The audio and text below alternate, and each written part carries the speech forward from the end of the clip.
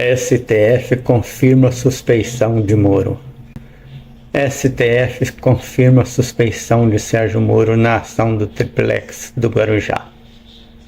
Por 7 votos a 4, o plenário manteve entendimento da segunda turma de que o ex-juiz agiu com parcialidade na condução do processo. 23/6/2021. O plenário do Supremo Tribunal Federal, STF, manteve, nesta quarta-feira, 23, a decisão da segunda turma do tribunal que declarou a suspeição do ex-juiz Sérgio Moro na condução penal contra o ex-presidente Luiz Inácio Lula da Silva, referente ao triplex do Guarujá. Por maioria de votos, o colegiado entendeu que Moro demonstrou parcialidade na condução do processo na 13ª Vara Federal de Curitiba, Paraná. O julgamento começou em abril e foi suspenso por pedido de vista do ministro Marco Aurélio, decano do STF. O outro voto proferido nesta tarde foi o do presidente do Supremo, ministro Luiz Fux. Com a conclusão do julgamento, fica mantida a anulação de todas as decisões de Moro no caso do triplex, incluindo os atos praticados na fase pré-processual. A anulação.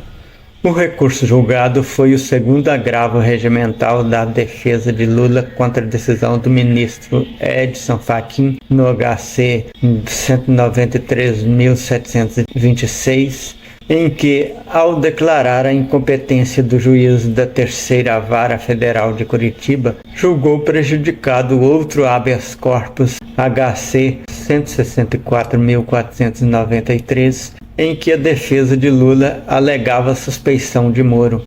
Em 23/3, a segunda turma julgou este habeas corpus e declarou a suspeição.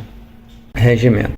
Prevaleceu o entendimento de que apenas nos casos previstos no regimento interno do STF, o plenário pode revisar decisões das turmas.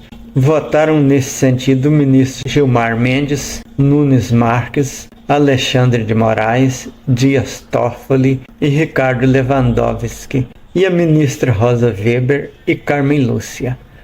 Para a corrente divergente, formada pelos ministros Edson Fachin, Luiz Roberto Barroso e Marco Aurélio e Luiz Fux, a segunda turma não poderia ter analisado a suspeição depois de Fachin determinar o arquivamento do habeas corpus 164.493. Inexistência de prejuízo.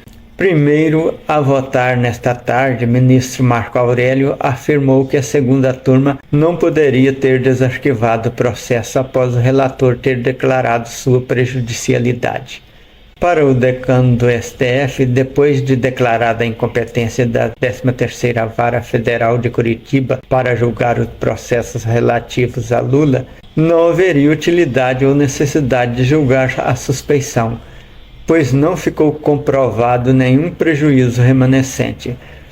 Ainda segundo o ministro, a suspeição foi declarada a partir de provas ilícitas, áudios de conversas entre o ex-juiz e procuradores da Lava Jato.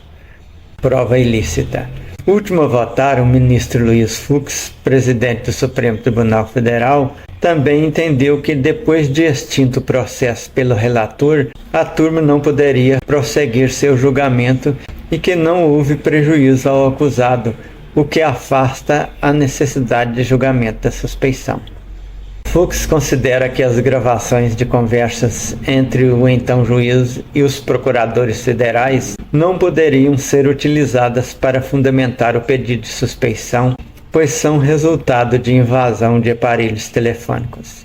Essa prova foi obtida por meio ilícito e violou a Constituição Federal, ressaltou. Não estou afirmando algo que não ocorreu na prática, porque esses autores que obtiveram a prova ilícita, essa prova roubada e lavada, foram denunciados e presos por isso. Não há como não se considerar como ilícita essa prova, afirmou. Entenda o caso.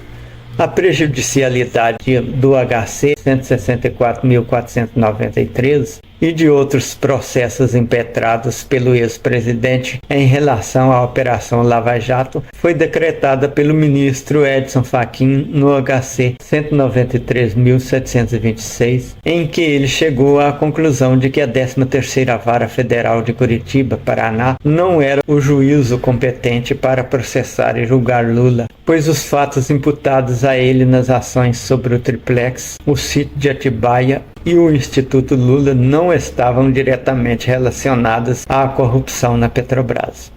Contra essa decisão foram interpostos 3 recursos, um pela Procuradoria-Geral da República, PGR, e 2 pela defesa do ex-presidente. Em 15/4, o colegiado manteve a decisão de deslocar o julgamento dos recursos para o plenário e, em seguida, confirmou a decisão do relator sobre a incompetência da 13ª Vara Federal de Curitiba e a remessa dos processos para a Justiça Federal do Distrito Federal. Fonte Portal STF. Se houvesse só incompetência, não seria nada grave. Os processos poderiam ser transferidos para juiz competente. O grave mesmo é a suspeição e parcialidade. Moro foi parcial, atendendo a interesses políticos que não combinam com o direito.